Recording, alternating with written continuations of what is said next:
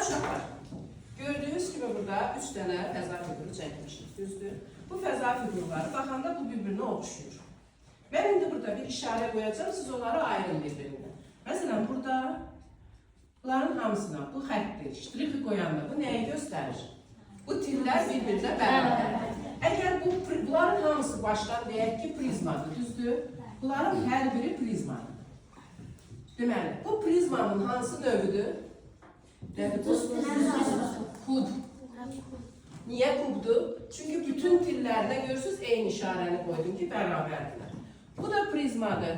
Bu prizmanın oturacağı düzbucaqlıdır. Deməli, A, B, eni A, uzunu B, hündürlüyü S.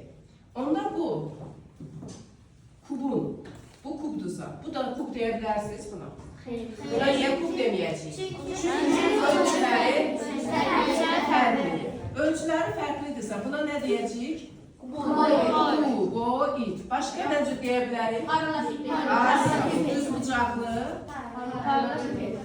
Düzbucaqlı paralelipiped.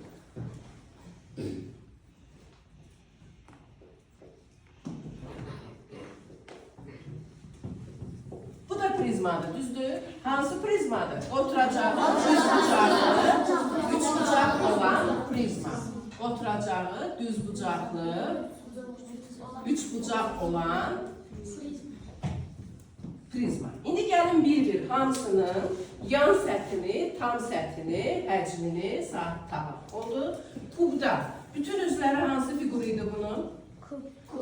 Yox, özünün adı kubdur. Üzləri kvadrat. Deməli, tillərini A götürsək, yan səthinin sahəsi neçə dənə yan üzündə kvadrat vardır? 4 dənə. 4 A kvadrat. Tam səthinin sahəsi, tam səthi. 6 dənə kvadrat görürsünüz. Görürsünüz, ikisi oturacaqda, ikisi yan tərəfdə, biri öndə, biri arxada. Onda tam səthi olacaq 6 A kvadratı. Həcmi bununla işarə edirdik. Həcmi nə olacaq? A kubu. Niyə? Tilləri A. 3 tili bir-birinə vuruldu. Oldu? Bir dənə keçək indi kuboida. Kuboiddə tam səthinin sahəsini yazar. S tam. Kömək eləyə bilərsiniz mənə? Necə idi tam səthinin sahəsi? 2 vur, AB, AC. İndi bir dənə bunu da açıqlayaq bir-birimizə niyə belə oldu? AB bu düzbucaqlıdır. Sahəsini tapanda A vur B. Çünki bundan niyə 2'yə vurmuşuq? Biri də üst oturacaqdadır. Sonra BC yan tərəf düzbucaqlıdır. Bunu niyə 2'yə vurmuşuq? Çünki ön tərəfində bunun bir dənə də BC var. Sonra bir də BC'ni vurduq, bir də AC. A arka tərəf, bir də C hündürlük. Bir-birinə vurduq, nə oldu? AC. Bunu da niyə 2'yə vurduq? Çünki hər birindən 2 dənə. Deməli, bu oldu tam səthinin sahəsi. Tam sözü deyə bilmək. Ola bilər ki, çalışmalarda sizə eləcə səthin sahəsi deyəcəklər. Onda da bunu işlədəcəksiniz. Tam səthin sahəsini deyəndə yenə bu düstur işlədir. Sonra hansı gələcək? Yan səthi. Yan səth nədir uşaqlar? Yan səth ancaq divarları. Məsələdə verər ki, otağı boyamaq üçün rəng. Otağın rəngi boyayanda polla, döşəməklə tavanı rəngləmirlər ki, başqa şeylə rəngləyirlər də. Buna da deyirlər yan səthi. Yan səthi necə tapacağıq? Oturacağın perimetrini tapacağıq. 2 vurulsun, A üstə gəl, B.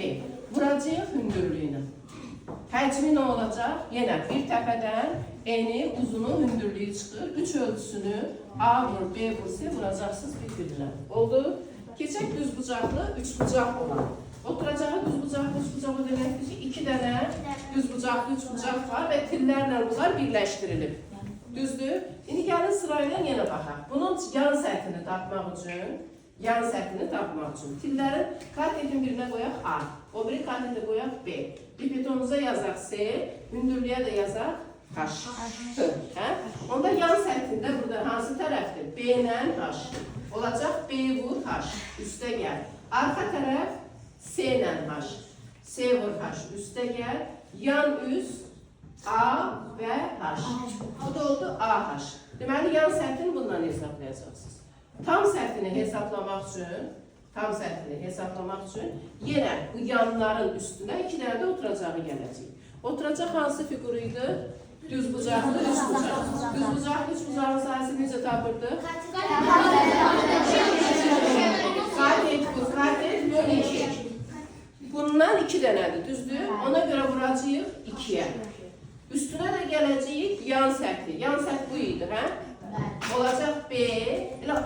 hamısının yanında H var.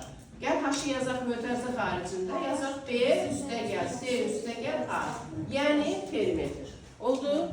Bir də həcmini tapanda nə edəcəyik? Həcmi tapanda yenə oturacağın sahəsi vur hündürlük.